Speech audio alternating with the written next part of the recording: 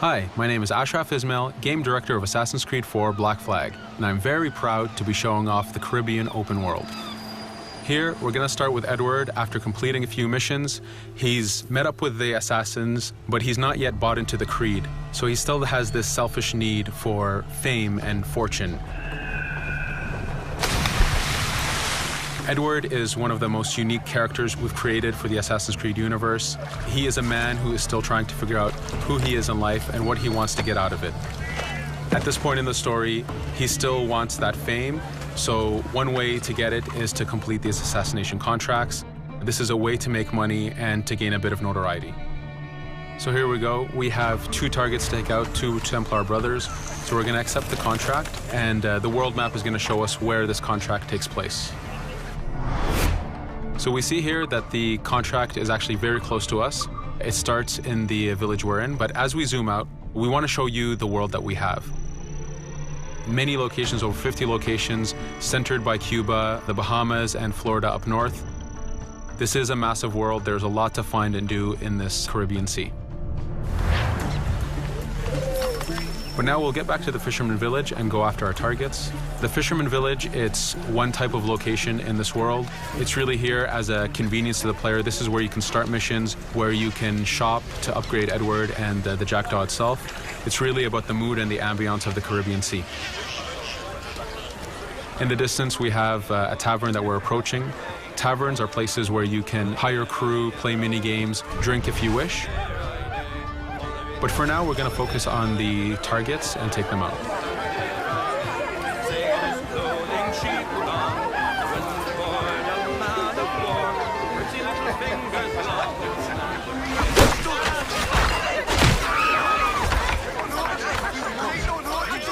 Now that we've taken out one brother, the other one's going to bolt. Just like classic ACs, we can chase him down and take him out that way, but there's many ways to complete this contract.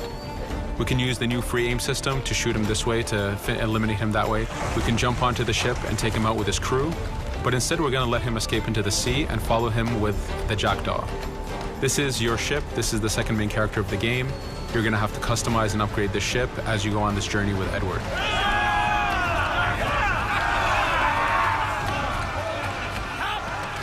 We've seamlessly gone from a ground chase right into a naval chase. We could destroy the ship and complete the contract that way, but instead, using the spyglass, we can see that he's carrying a lot of rum. Rum is important in the economy system. It's one way of making a lot of money if you sell it properly. So instead of destroying the ship, we're going to plunder that ship. Fire! Here you can see the upgrades that we've made into the naval combat. Using the front cannons, you can shoot chain shots to slow down the ship. Using the new round shot mechanic of trajectory aiming, you can aim for the hull and do a lot of damage this way. This specific enemy is what we call a frigate. Frigates are the type of ships that you need to destroy as fast as you can, because the longer the fight lasts, the more damage they're capable of doing. We have other enemy types like the Charger or the Man of War. The Man of War is a massive ship capable of carrying over 100 cannons. These are ships that you really need to upgrade to be able to face. But now that this frigate has been demasted, we can start the boarding. Boarding, it's very important. You are a pirate. This is how you gain cargo. This is how you take on ships. So here we can start the boarding from any orientation or angle we wish. The distance even matters. If you get too close, the 2 crews will just jump right into each other. If you start a bit further, you can jump in the water and go in for a sneak stealth attack. We have 2 objectives to accomplish for this boarding. We can take out the captain, and we need to take out some of his crew. So using the swivel gun, we will efficiently take out a lot of the crew. And now we'll go for the captain using Edward's navigation abilities. Here, again, using the new free aim system, we have a dangerous enemy on the other side taking out our crew. We can easily take him out with a headshot. So what we see here is that 2 ships have come together to create this 3D environment where, using your assassin abilities to navigate, to be stealthy, you can take the advantage and get the kill by surprise. Now that we've taken out the captain, we still need to take out a few of the crew members to complete this boarding. Now that we've plundered the ship, we're going to gain that rum that we saw earlier, but we're also going to gain ammo and crew members and some gold. With every boarding, there's 3 options that you can do with that ship. You can gain crew members, you can send the ship to your fleet if you wish, or you can salvage a ship to repair the Jackdaw if you took too much damage in the fight. In this case, since we did well, we're going to send the ship to our fleet. Now that we're back in the Caribbean Sea, we needed to make sure that every minute something is being advertised to the player, something new for the player to do. In this case, we have this uncharted location. These are what we call playas. We have over 75 of these in the Caribbean world. Every playa has something very important for the player to find, something that will help in upgrading Edward or the Jackdaw. So it's in your advantage to explore these locations.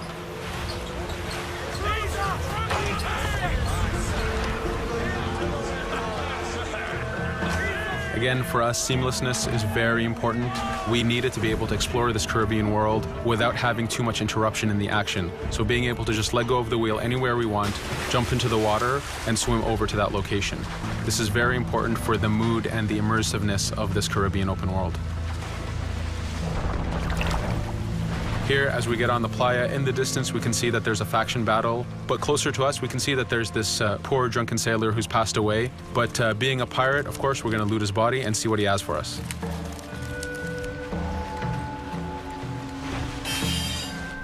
So we found a treasure map. This treasure map is asking us to go to an island called Misteriosa. Every time you find one of these, you know that you're going to find a treasure that is linked to the progression of the Jackdaw or Edward, so they are very valuable. Here we're going to take a look at that faction battle. We have a British ship facing off against a Spanish ship. We could jump in and take advantage of this opportunity, allowing each ship to weaken the other and for us to plunder both. But now we're going to make our way back to the Jackdaw. Again, this is the second main character of the game. There's a lot of customization and a lot of upgrading to do on the Jackdaw. You can upgrade all the weapons to fit the playstyle you wish. Now, as we get onto the Jackdaw, we can see that the crew is cheering for us. Edward has a really close relationship with his first mate, Adewale, standing right there, and with his crew. And this is something that you'll see later in the demo, that we can lose and gain crew members. Again, using the spyglass, we can really see the contents of a ship, but you can also assess the danger and threat level of these ships. But for now, we're going to continue to Misteriosa to find that treasure.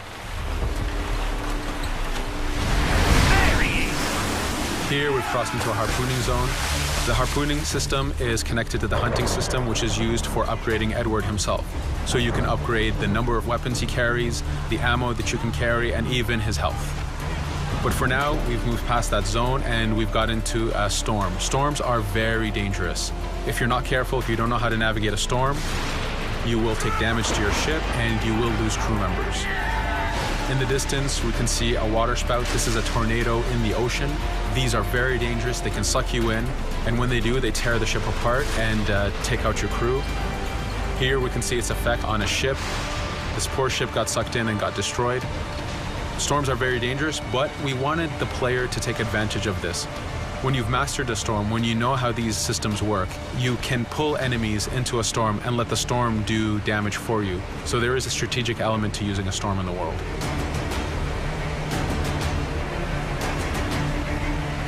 Here we can see that the storm is dying down a bit, but there's still this torrential downpour. It was very important for us to get the real mood of and atmosphere of the Caribbean in the weather cycles and in the daytime cycles.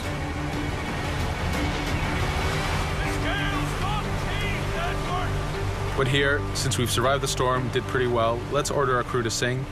Sea shanties are a part of this game. It's a collectible that you can find in the world. So the more you find, the bigger playlist you have for your crew.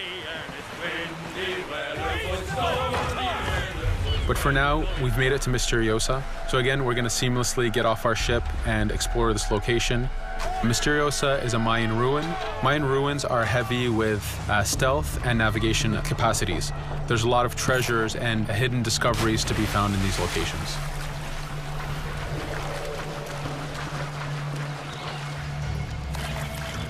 If we recall the treasure map, the treasure is hidden behind a temple. So just by quickly looking around, we can see that temple looks about right. So that's our objective. We'll head there.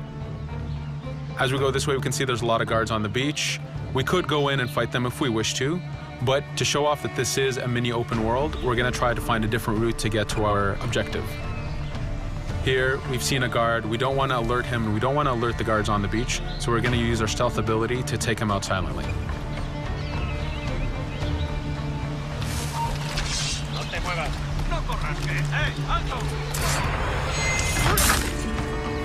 With AC3, we were able to push the navigation in the frontier. which means using natural environments like trees and rocks and so on. Mayan ruins are the perfect place where we mix man-made structures and these natural environments. So you really get to feel how far the navigation abilities of the assassin have come since the original game. In the distance there, we can see another part of the island being blocked off by a patrol of guards. We're going to avoid it for now and go for that treasure.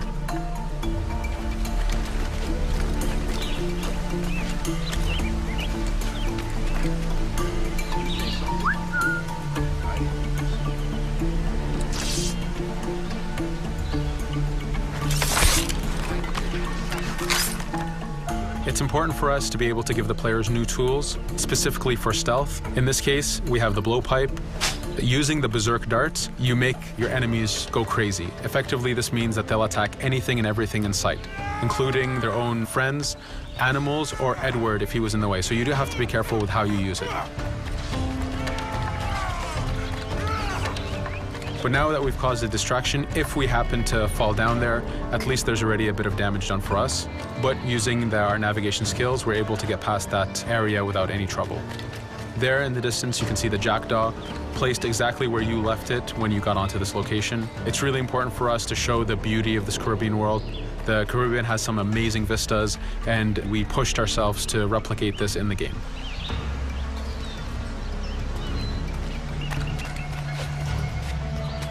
As we continue forward, we can see in the distance there's a couple prisoners that are taken hostage.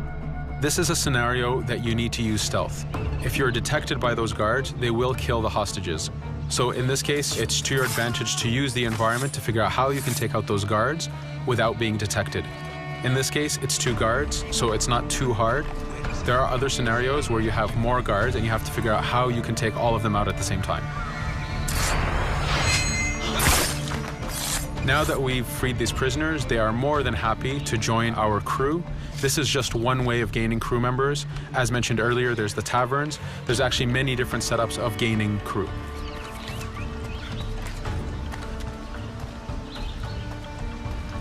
Here, we're going to go back to the treasure map.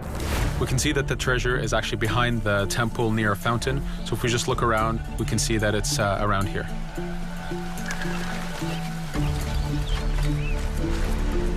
Now that we've found the treasure, what we've actually found is a blueprint. Blueprints are incredibly valuable for the upgrading of the jackdaw. This is how you can upgrade the biggest and most devastating upgrades of the ship. So here we're approaching a reach high point. Just like classic ACs, synchronizing with the reach high point reveals the contents of a location and the map itself. But as an added feature, because this game world is so huge, there are many different locations, this also becomes a fast travel point.